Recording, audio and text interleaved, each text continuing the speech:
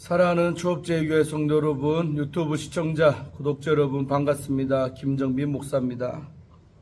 간밤에도 평안히 잘 주무셨습니까? 오늘은 2025년 12월 2일 화요일 아침입니다.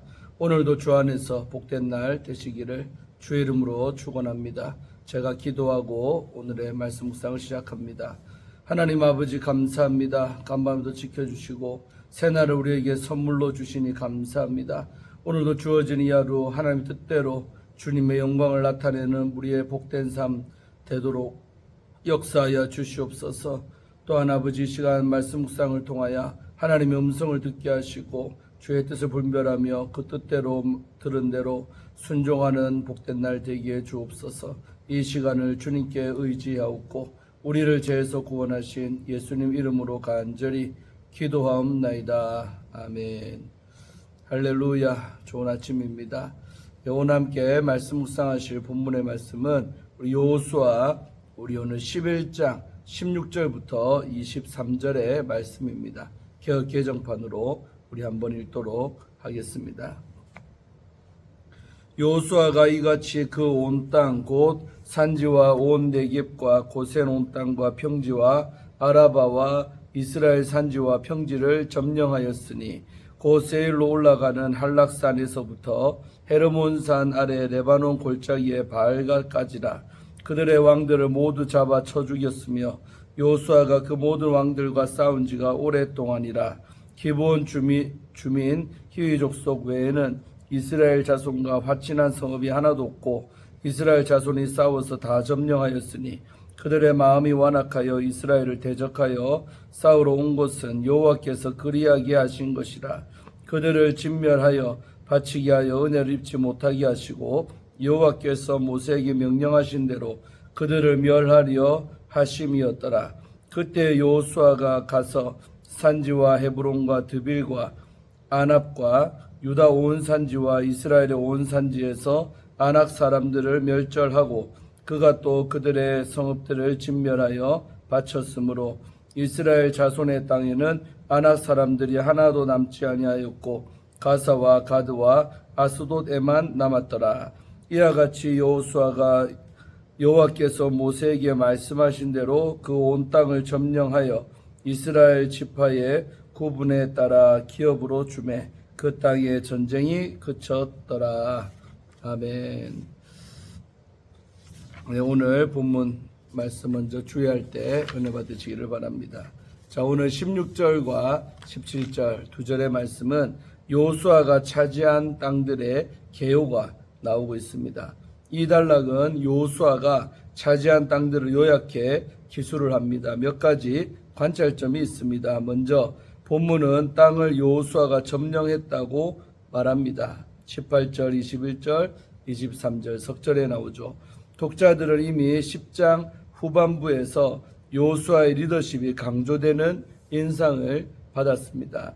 12절, 15절도 여호수아에게 집중한 표현입니다.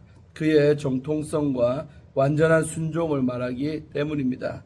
두 번째로 여호수아는 온 땅을 차지했습니다. 현재의 본문은 전쟁 후 그 결과를 요약하는 형태라는 점에서 구조적으로는 10장 28절에서 43절과 유사하지만 내용적으로는 여호수아가 차지한 가나안 지역의 땅들을 포괄합니다.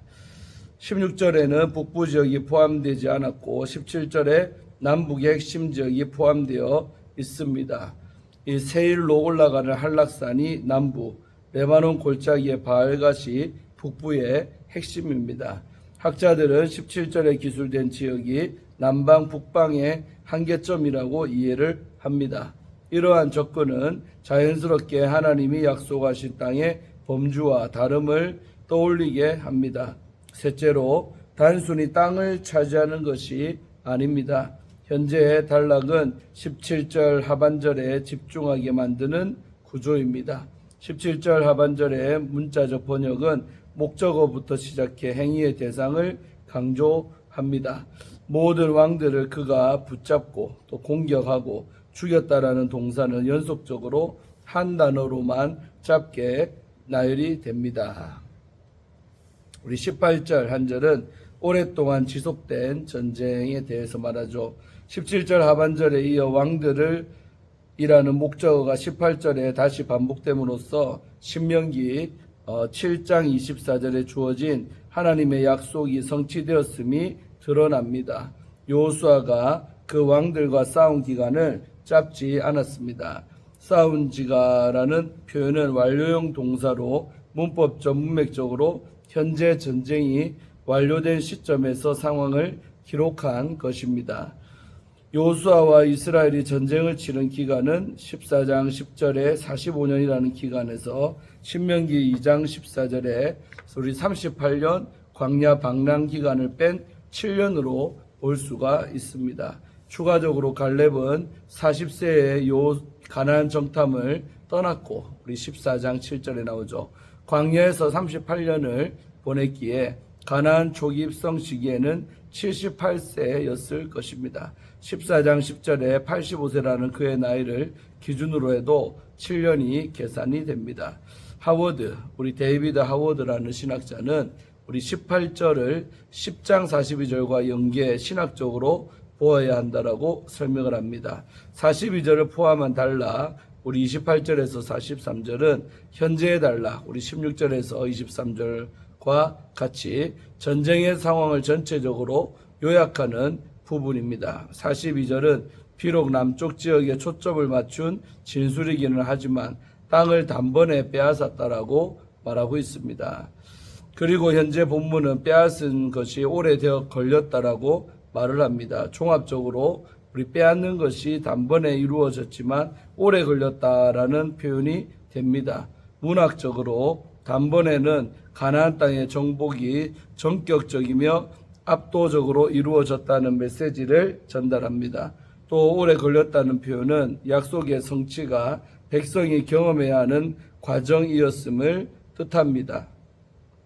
신학적 관점에서는 하나님이 주권적으로 수행하시는 저항할 수 없는 결과라는 의미가 됩니다. 백성을 향한 관점에서는 그들의 성취의 여정을 체험해야 한다는 의미입니다. 그 과정은 순종을 포함합니다. 아멘. 자, 우리 19절, 20절 두 절은 여호와의 주권이 나오고 있습니다. 이 단락은 앞선 보고를 반복하는 듯한 인상을 주지만 훨씬 더 우리 신학적인 진술입니다. 먼저 19절에서 기브온 주민인 히위 족속과 맺은 조약이 다시 한번 언급이 됩니다. 기브온 족속과 맺은 화치는 이스라엘이 하나님께 묻지 않고 진행한 실책이었음을 본문은 분명히 지적을 했지요. 9장 14절에 나왔죠. 19절은 기브온과 정반대 운명을 맞이한 다른 성읍의 상황을 보고하므로 기브온의 상황이 예외적임을 강조하고 있습니다. 원문의 우리 표현은 개역 개정보다 더 강합니다.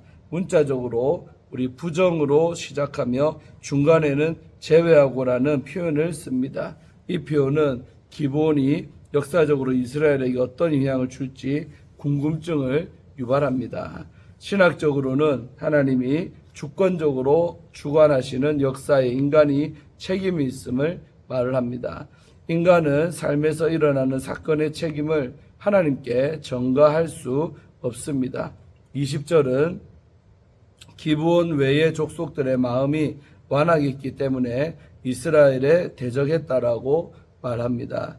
이러한 구도로 인해 본문을 이해하기 매우 어렵습니다. 이스라엘이 기브온과 화친한 것을 실책이라고 지적하면서도 기브온보다 다른 족속들을 더 악하게 묘사하며 심지어 하나님이 그리하게 하셨다라고 설명하기 때문입니다.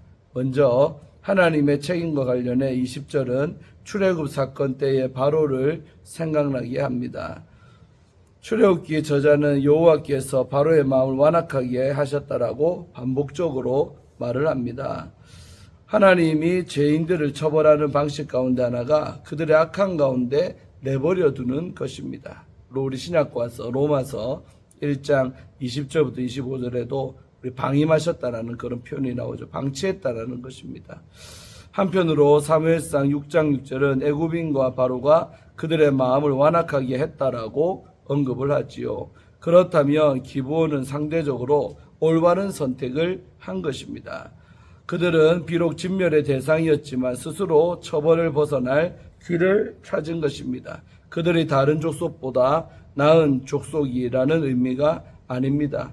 이스라엘은 분명 실수했으나 하나님의 섭리는 그것을 사용해서 이스라엘과 화친하는 자들은 살 수 있다는 길을 보여주셨습니다. 하나님의 공의는 무차별적인 그런 폭력이 아니라 정의로운 공의입니다. 이는 여호수아서의 주요 난제인 신의 폭력성에 관한 질문에 답을 줄 수가 있습니다. 마지막으로 우리 21절, 22절, 23절 석절은 아낙 사람들의 멸절과 전쟁의 결론이 나오고 있습니다. 11장은 아낙 자손의 멸망을 보고하며 마무리를 합니다. 가사, 가드, 아수도, 우리 블레셋 지역인데 여기 외에 모든 가나안 사람들이 멸망을 했습니다. 아낙 자손은 이전에 이스라엘에게 매우 두려운 존재들이었습니다. 하지만 그들도 정복되었습니다. 최종 마무리는 여호와의 말씀이 다 이루어졌음을 확인합니다. 비록 가나안 지역이 완전히 정복되지는 않았지만 전쟁은 그치고 땅을 분배하는 단계로 전환이 시작이 됩니다. 이렇게 해서 오늘 우리 주예는 마쳤고요.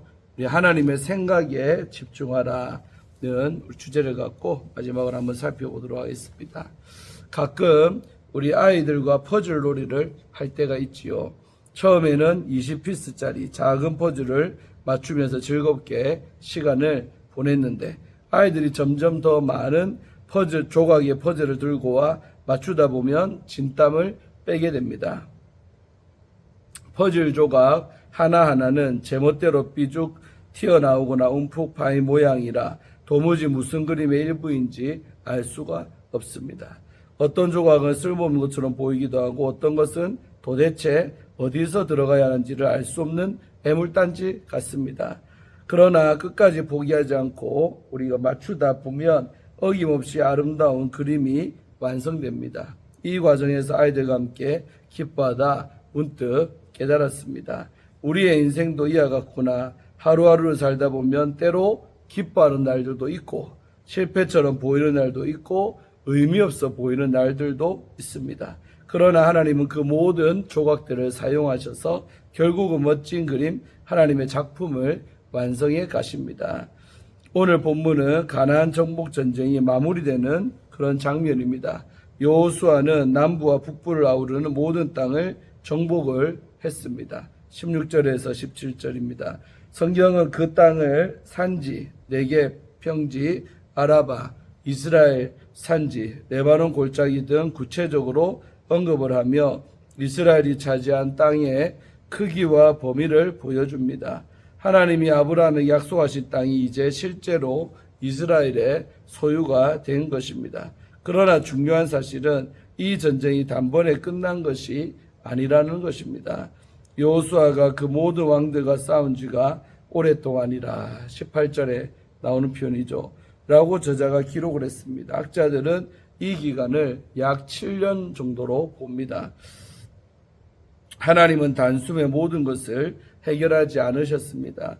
오랜 과정 속에서 이스라엘의 순종을 사용하셔서 약속을 성취하셨습니다. 이어지는 20절은 이스라엘에 대적하는 이들이 끊임없이 존재하는 이유를 설명을 합니다. 그들의 마음이 완악하여 이스라엘을 대적하여 싸우러 온 것은 여호와께서 그리하게 하신 것이라. 가나안 족속이 완강하게 이스라엘을 대적한 것은 단순한 우연이 아니라는 것이죠. 하나님이 그들의 완악한 마음을 내버려 두셨기 때문에 그들이 스스로 대적하는 길을 선택한 것입니다. 이는 마치 출애굽 당시 바로의 마음이 완악해졌던 것과 같습니다. 우리 출애굽기 9장 12절에 나오죠. 하나님은 죄악으로 가득한 가나안 족속을 심판하시기 위해 그들이 스스로 대적하도록 허용을 하셨습니다.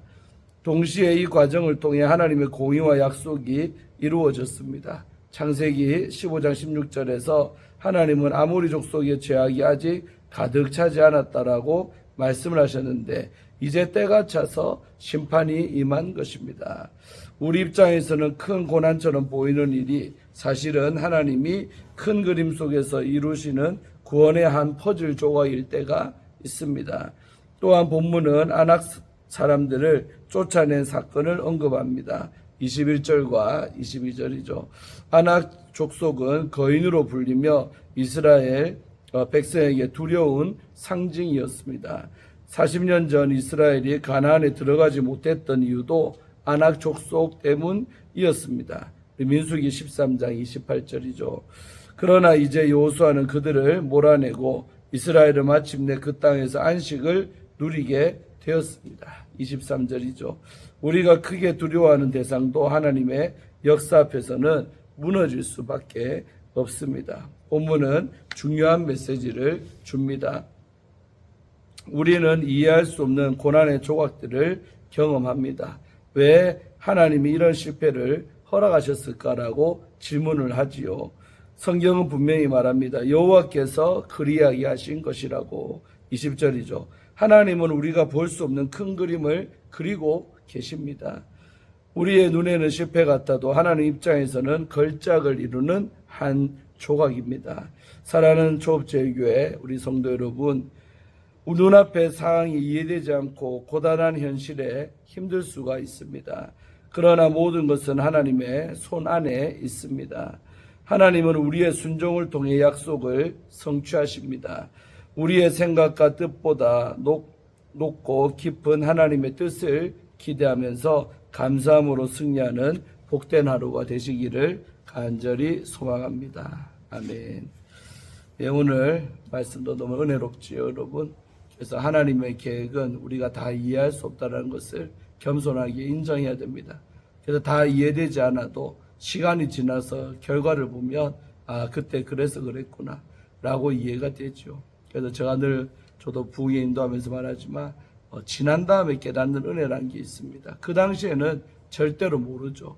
그래서 인간의 연약함 때문에 원망도 하고 때로는 불평하지만 나중에 보면 우리의 실패까지도 또 잘못된 결정까지도 하나님은 쓰셔서 하나님의 뜻을 이루고 선을 이루시는 분이다.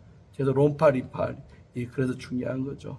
그래서 우리가 그런 하나님의 섭리신앙을 믿는다면 이해되지 않아도 그분의 뒤를 쫓아갈 수 있고 순종할 수 있을 줄로 믿습니다. 그런 크게 순종하는 자세가 우리 안에 있기를 주의 이름으로 축원드리겠습니다. 제가 기도하고 오늘의 말씀 묵상을 마칩니다. 아버지 하나님 고맙고 감사합니다. 오늘도 좋은 날을 허락하시고 이 아침에 하나님 말씀을 묵상하게 하시니 감사를 드리나이다.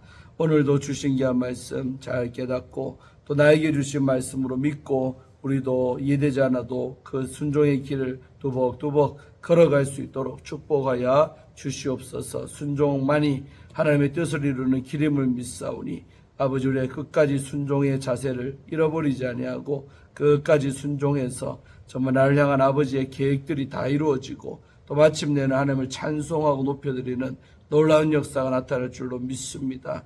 오늘 이 하루도 그런 하나님의 거룩하신 뜻을 깨닫고 믿고 섭리신앙 속에 살아가는 우리 모두가 다 되게 하여 주옵소서.